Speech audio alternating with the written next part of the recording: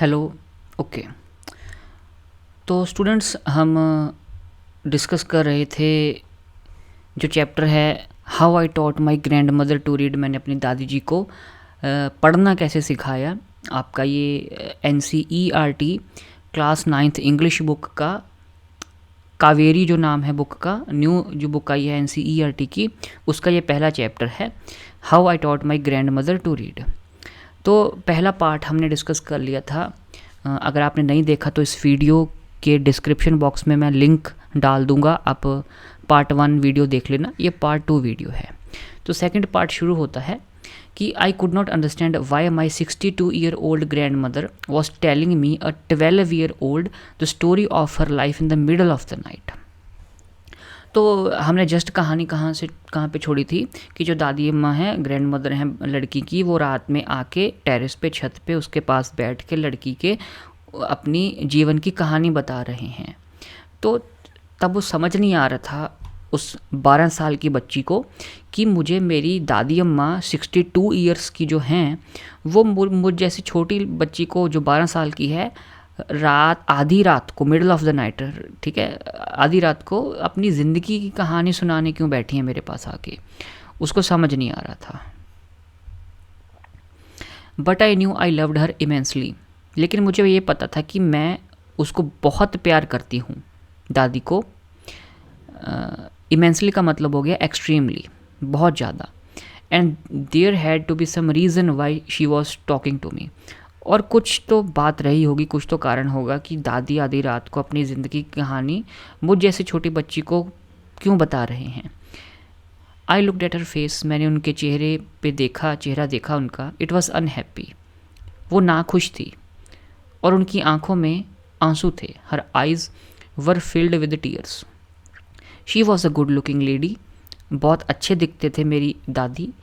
Who was usually always smiling. अक्सर उनके चेहरे पे खुशी ही होती थी, हमेशा हंसते थे वो। इवन टुडे, आज भी, I cannot forget the worried expression on her face. और मैं भूल के भी भूल नहीं पा रही कि जो उनके चेहरे पे मैंने वरिड एक्सप्रेशन देखा था, चिंता देखी थी। आई लीन्ड फॉरवर्ड। लीन्ड का मतलब होता है, लीन्ड फॉरवर्ड का मतलब हो गया आगे झुकना थोड़ा सा। मैं थोड़ी सी आगे झुकी और अपनी दादी का हाथ पकड़ा और वो बोली लड़की, अव्वा don't cry, what is the matter, can I help you in any way. अव्वा मदर को बोलते हैं कन्नड़ भाषा में। ये हम ऑलरेडी डिस्कस कर चुके हैं, जो इस चैप्टर के ऊपर पहला पार्ट था वीडियो का, जिसका लिंक इस वीडियो में डिस्क्रिप्शन में मिल जाएगा, आप देख लेना। तो वो कहती हैं कि अव्वा रोइए मत, क्या बात हो गई, क्या मैं किसी तरीके से आपकी मदद कर सकती हूँ। Yes I need your help. दादी जी बोले कि हाँ, मुझे आपकी मदद चाहिए। You know when you were away, कि आपको पता है, अब ये दादी अपनी पोती को कह रहे हैं कि क्या आपको पता है कि जब आप गए हुए थे, लड़की कहाँ गई थी, अपने पड़ोस के विलेज में एक शादी अटेंड करने, कि जब आप गए हुए थे, कर्मवीरा मैगज़ीन जैसे आती है वैसे ही आई। कर्मवीरा मैगज़ीन है जिसमें काशी यात्रा नावल छपता है, जिसको दादी जी बहुत पसंद करते हैं। I opened the magazine. मैंने वो कर्मवीरा मैगज़ीन खोली। आई सा the picture that accompanies the story of Kashi यात्रा। और मैंने काशी यात्रा की जो कहानी है उसके साथ, अब मैगज़ीन में पिक्चर्स भी होती हैं ना, उन पिक्चर्स को देखा। लेकिन पिक्चर्स तो चलो मैंने देख ली, लेकिन मुझे कुछ भी समझ नहीं आ रहा था जो भी लिखा हुआ था। I could not understand anything that was written. बहुत बारी I rubbed my hands over the pages wishing they could understand what was written. बहुत बारी मैंने अपने हाथों को रब किया पन्नों के ऊपर मैगज़ीन के, इस आशा में कि क्या मेरे हाथ कुछ समझ पाएँ जो लिखा होगा। लेकिन हाथ लिखा हुआ कैसे समझेंगे, आंखों से ही रीड करेंगे ना हम। तो इतनी बेबस, इतनी लाचार वो दादी जी खुद को महसूस कर रहे थे। But I knew it was not possible. फिर कुछ टाइम बाद उनको एहसास हुआ कि ये पॉसिबल नहीं है, मैं हाथों से कैसे पढ़ सकती हूँ, आंखों से ही पढ़ना पड़ेगा देख के। और स्कूल वो गए नहीं थे। स्कूल क्यों नहीं गए थे, ऑलरेडी दादी जी बता चुके हैं कि उनके मदर मर गए थे, पापा ने दूसरी शादी कर ली, ठीक है, और उनके पापा बिज़ी थे फिर उनकी भी शादी हो गई, ग्रैंड मदर की, बच्चे हुए, उनके बच्चों के बच्चे हुए, उनकी टेक केयर करने में उनका टाइम जाने लगा, तो वो स्कूल नहीं जा पाए। तो वो सोचते हैं उस टाइम कि if only I was educated enough, अगर मैं पढ़ी लिखी होती तो मैं एक पढ़ पाती मैगज़ीन, जो मेरी मनपसंद स्टोरी है Kashi Yatra. I waited eagerly for you to return. दादी बताती है कि मैंने आपका बहुत बेसब्री से इंतज़ार किया कि आप शादी से वापस आओ, क्योंकि वो बच्ची ही थी, छोटी बच्ची, यंग गर्ल, जो स्कूल जाती थी, वो पढ़ सकती थी, तो अपनी दादी को वो पढ़ के काशी यात्रा की स्टोरी सुनाया करती थी। I felt you would come early and read for me. और मैंने ये महसूस किया कि तुम जल्दी आओगी, आशा की, और मेरे लिए पढ़ोगी मैगज़ीन की स्टोरी को, काशी यात्रा नॉवल की स्टोरी को। I even thought of going to the village, और मैंने ये भी सोचा कि क्यों ना मैं ये मैगज़ीन लेके जिस विलेज में शादी हो रही है, आपको अटेंड करने गए हुए हैं, उसी गांव में मैं पहुंच जाऊं और उसी जगह उसी वक्त मैं आपको कहूं कि मेरे लिए ये कहानी रीड करो। तो इतनी ईगरनेस, इतनी बेसब्र थी दादी काशी यात्रा के नेक्स्ट एपिसोड की कहानी जानने के लिए। I could have asked somebody in this village, मैं किसी और व्यक्ति को भी पूछ सकती थी इस गांव में, but I was too embarrassed to do so. लेकिन मुझे बहुत शर्म आ रही थी, एम्बेरस्ड फील कर रही थी, क्योंकि दादी जी पढ़ी लिखी नहीं है। फिर अगर लोगों ने मजाक उड़ा दिया कि आप इतने बड़े हो के आपको पढ़ना नहीं आता, तो इस कारण से ये सोच के वो एम्बेरसमेंट फील कर रहे थे। I felt very dependent and helpless.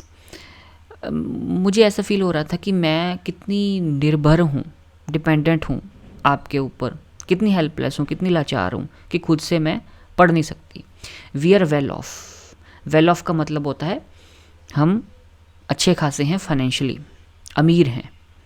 But what use is money when I can not be independent. लेकिन इतना पैसा, इतना अमीर होने का मतलब क्या अगर मैं इंडिपेंडेंट ही नहीं हूँ, कि पैसा इतना है लेकिन ग्रैंड मदर खुद से पढ़ नहीं पा रहे। I did not know what to answer. अव्वा कॉन्टिन्यूड, बच्ची कहती है कि मुझे समझ नहीं आ रहा था कि मैं दादी जी की बातों का क्या जवाब दूँ। तो अव्वा आगे बात करते रहे। I have decided I want to learn the Kannada alphabet from tomorrow onwards. तो दादी जी इस मौके पे, इस टाइम पे, इस पॉइंट पे एक डिसीज़न लेते हैं। वो डिसीज़न क्या होता है कि मैं कल से कन्नड़ भाषा के अल्फ़ाबेट्स सीखना शुरू करूँगी। I will work very hard, बहुत हार्ड वर्क मैं करूँगी। I will keep Saraswati Puja day during Dussehra as the deadline. और मैंने कन्नड़ भाषा को पढ़ना, उसके अल्फ़ाबेट्स के बारे में सीखना कब तक मैंने कंप्लीट कर लेना है। डेडलाइन क्या है? डेडलाइन होता है किसी काम को फिनिश करने की डेट एंड टाइम, कि उस डेट को या उस टाइम तक मैंने कोई काम कंप्लीट कर लेना है। तो डेडलाइन क्या थी? सरस्वती पूजा का दिन, दुशहरा तक। That day I should be able to read a novel on my own. I want to be independent. तो दादी जी ये डिसाइड करती हैं कि सरस्वती पूजा वाले दिन, दुशहरा तक, मैं नॉवल को खुद पढ़ना सीख लूँगी, क्योंकि मैं इंडिपेंडेंट बनना चाहती हूँ। आई सा the determination on her face, yet I laughed at her. Determination का मतलब होता है दृढ़ निश्चय करना, पक्का इरादा करना कि मैं ये काम को करूँगा ही करूँगा। या नेगेटिव डिटर्मिनेशन भी हो सकता है कि मैं इस काम को नहीं करूँगा, चाहे जो मर्जी हो जाए, ठीक है। लेकिन डिटर्मिनेशन होता है पक्का इरादा, चाहे काम को करने का चाहे ना करने का। तो लड़की ने अपनी ग्रैंड मदर के फेस के ऊपर डिटर्मिनेशन देखा, लेकिन फिर भी हंसी, वो अपनी दादी जी की बातों के ऊपर हंसी लड़की, क्योंकि वो हैरान थी कि अव्वा 62 की उम्र में आप अल्फ़ाबेट कन्नड़ भाषा के सीखना चाहते हो।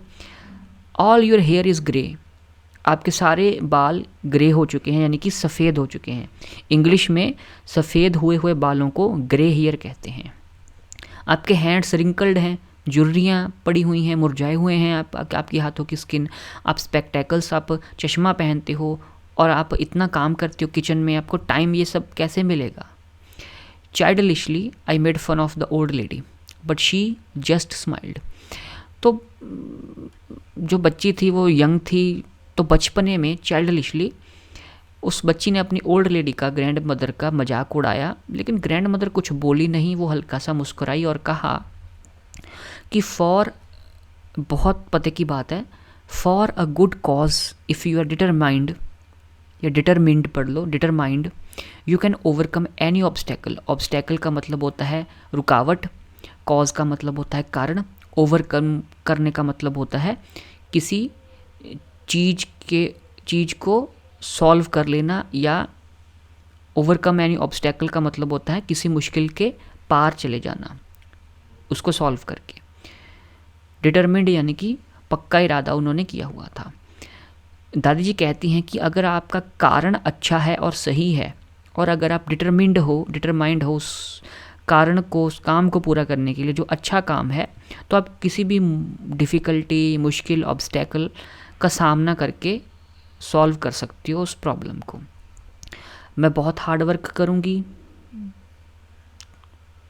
लेकिन मैं कर लूँगी, क्योंकि सीखने के लिए कोई एज बार नहीं होती। एज बार का मतलब कि कोई उम्र नहीं है सीखने के लिए। आप कोई भी स्किल, कोई भी काम किसी भी उम्र में कभी भी सीख सकते हो, अगर आप डिटर्मिनेशन शो करते हो, अगर आप डिटरमिंड हो।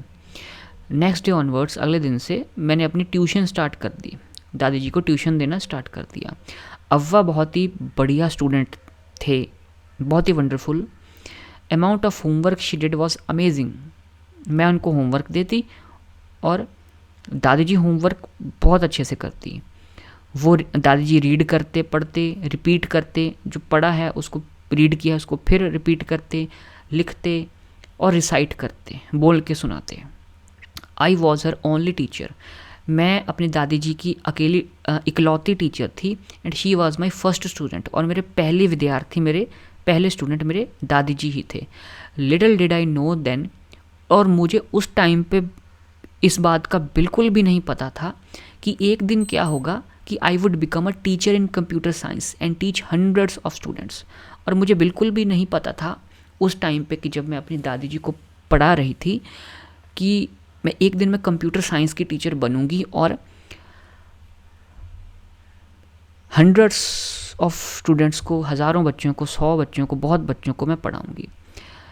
Dussehra festival came as usual. जैसे दशहरे का त्यौहार आता है, आया। सीक्रेटली आई बॉट काशी यात्रा, और लुक छिप के मैंने सीक्रेटली काशी यात्रा खरीदी, which had been published as a novel by that time. Kashi Yatra उस टाइम तक ना नावल के रूप में पब्लिश हो गई थी। कि पहले काशी यात्रा जो थी ना, वो एपिसोड के रूप में, सीरियल के रूप में, पार्ट्स में आती थी करमवीरा मैगज़ीन में। लेकिन अब तक, दशहरा फेस्टिवल तक, काशी यात्रा एक सेपरेट नावल बुक के तौर पे छप चुकी थी, और वो नावल बुक काशी यात्रा लड़की ने खरीदी अपनी दादी के लिए। My grandmother called me to the puja place.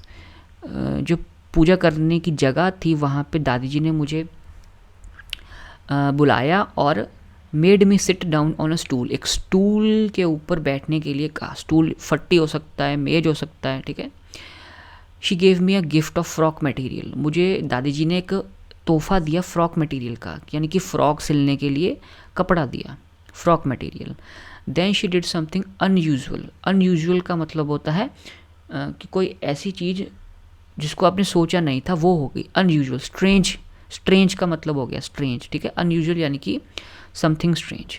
She bent down, मेरी दादी जी झुकी, एंड टच्ड माई फीट, और उस छोटी बच्ची के पैर छुए दादी जी ने।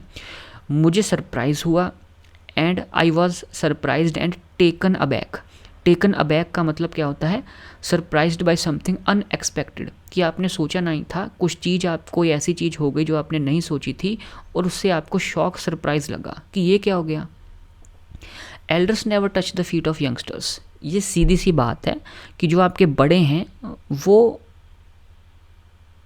छोटे बच्चों का पैर नहीं छूंगे। यानी कि आपके जो फादर मदर हैं वो अपने सन या डॉटर के पैर नहीं छुएंगे। जो यंगस्टर्स हैं, जवान जो बच्चे हैं या छोटे हैं उम्र में, वो अपने उम्र में बड़े एल्डर्स के पाँव छूते होते हैं। लेकिन यहाँ पे उल्टा हो गया। दादी जी जो उम्र में बड़ी हैं उन्होंने पैर छुए अपनी ग्रैंड डॉटर के जो उम्र में छोटी हैं। We have always touched the feet of God, elders and teachers, कि जो छोटे बच्चे हैं या उम्र में जो छोटे हैं वो भगवान को नमस्ते करते हैं, उनके पैर छूते हैं, बड़ों को एल्डर्स के पैर छूते हैं, या टीचर्स जो अध्यापक हैं, शिक्षक हैं, उनके पैर छूते हैं। We consider that a mark of respect, और पैर हम क्यों छूते हैं? रिस्पेक्ट देने के लिए, एक रिस्पेक्ट का सिंबल है। It is a great tradition but today the reverse had happened, ये बहुत ही एक अच्छा ट्रेडिशन है, लेकिन आज ये रिवर्स हो गया कि एक बड़े व्यक्ति ने, एज में बड़े व्यक्ति ने एज में छोटे व्यक्ति के पैर छू लिए। इट वॉज़ नॉट करेक्ट, और ये सही नहीं था।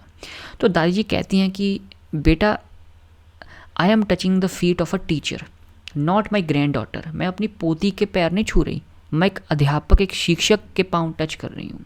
द टीचर, वो टीचर जिसने मुझे टॉट किया, मुझे सिखाया, इतना बढ़िया मुझे सिखाया, इतने प्यार से, इतनी अफेक्शन, इतनी लगन से मुझे सिखाया कि मैं अब रीड कर पा रही हूँ मेरे मन पसंदीदा नावल को कॉन्फिडेंटली, बहुत ही कम पीरियड में। नाउ आई एम इंडिपेंडेंट, अब मैं इंडिपेंडेंट हो चुकी हूँ, और मेरी ये ड्यूटी बनती है कि मैं अपने उस टीचर को, उस शिक्षक को रिस्पेक्ट दूँ। Is it not written in our scriptures? Scriptures क्या होते हैं? I think religious literature, meaning of scriptures, books of religious importance. हाँ, जैसे बाइबल क्रिश्चियंस के लिए एक रिलीजियसली इम्पॉर्टेंट बुक है, वैसे रिलीजियस बुक हो गई है। तो दादाजी कहते हैं कि क्या मैं सही नहीं कह रही कि हमारे स्क्रिप्चर्स में हमारे धार्मिक ग्रंथों में ये लिखा नहीं गया कि टीचर के पाँव छूने चाहिए, और ये भी लिखा है ना कि जो टीचर हैं उसको रिस्पेक्ट करें irrespective of the gender and age, और टीचर की रिस्पेक्ट करें, इससे फ़र्क नहीं पड़ता टीचर मेल है, फीमेल है, या कोई भी है, उसकी कितनी एज है, जिसने आपको सिखाया उसकी रिस्पेक्ट करो। आई डिड रिटर्न हर नमस्कारा to her by touching her feet, और जैसे दादी जी ने मुझे नमस्कार किया था मेरे पाँव छू के, वैसे ही मैंने रिटर्न उनको नमस्कार किया उनके पाँव छू के भी, और give my gift to my first student, और मैंने अपने पहले विद्यार्थी को अपनी ओर से भी गिफ्ट दिया। अब जो पोती है वो अपनी दादी को गिफ्ट दे रही है। क्या गिफ्ट दिया था? जो हमने थोड़ी देर पहले बात की थी, काशी यात्रा की novel book. She opened it, उन्होंने खोला gift, and red immediately the title Kashi यात्रा बाय त्रिवेणी, और झट से उन्होंने अपनी खूबसूरत सी आवाज़ में खुद ब खुद रीड किया उस नॉवल का टाइटल काशी यात्रा बाय त्रिवेणी, और पब्लिशर का नाम भी उन्होंने खुद पढ़ा। और तब मुझे ये पता लग गया कि जो मेरा विद्यार्थी है, that my student had passed with flying colours, कि जो मेरा विद्यार्थी है वो उड़ते हुए रंगों से पास हो गया है। उड़ते हुए रंगों से पास होने का मतलब, यानी कि पास्ड विद फ्लाइंग कलर्स का मतलब है कि पूरे अच्छे तरीके से हाई परसेंटेज लेके पास हो गया है। अब ये ईडियम है, ईडियम का भी मतलब हम समझ लेते हैं, meaning of passed with flying colours, यानी कि विद डिस्टिंक्शन। हिंदी में इसका मीनिंग हम सर्च करते हैं, शानदार सफलता के साथ उत्तीर्ण होना, यानी कि बहुत अच्छे नंबरों से पास होना। ठीक है, to pass with flying colours का मतलब होता है कि बहुत अच्छे नंबरों से पास होना। सुधा मूर्ति, तो ये जो आपके चैप्टर की कहानी थी, इसका राइटर कौन था? सुधा मूर्ति जी ने ये कहानी लिखी थी। तो ये थी आपकी सारी स्टोरी चैप्टर 1 की, जो आपकी NCERT की नई बुक है कावेरी, उसका चैप्टर 1 जो है how I taught my grandmother to read, ये थी उसकी कहानी। आपको कैसी लगी आप कमेंट सेक्शन में बता सकते हो मुझे। और भी कंटेंट, कावेरी बुक जो NCERT की है, क्लास 9th की नई बुक, उसके ऊपर आशा है कि मैं लाता रहूँगा। चैनल को आप सब्सक्राइब कर सकते हैं, नोटिफिकेशन बेल को ज़रूर आप दबा लीजिएगा, ताकि हर टाइम जब मैं नई वीडियो रिलीज़ करूँ ऐसे बेहतरीन एजुकेशनल कंटेंट के ऊपर, तो आपको उसका नोटिफिकेशन सबसे पहले मिले। आप इस वीडियो को शेयर कर सकते हैं। जो आपके फ्रेंड्स हैं जो 9th क्लास में पढ़ते हैं या होने वाले हैं, तो उनको आप ये वीडियो शेयर कर सकते हैं इंस्टाग्राम पे, ठीक है। व्हाट्सएप पे आप स्टोरी लगा के इस वीडियो के लिंक की स्टोरी आप लगा सकते हैं, ग्रुप्स में शेयर कर सकते हैं। Thank you very much. मिलते हैं नेक्स्ट एपिसोड में। Thank you very much.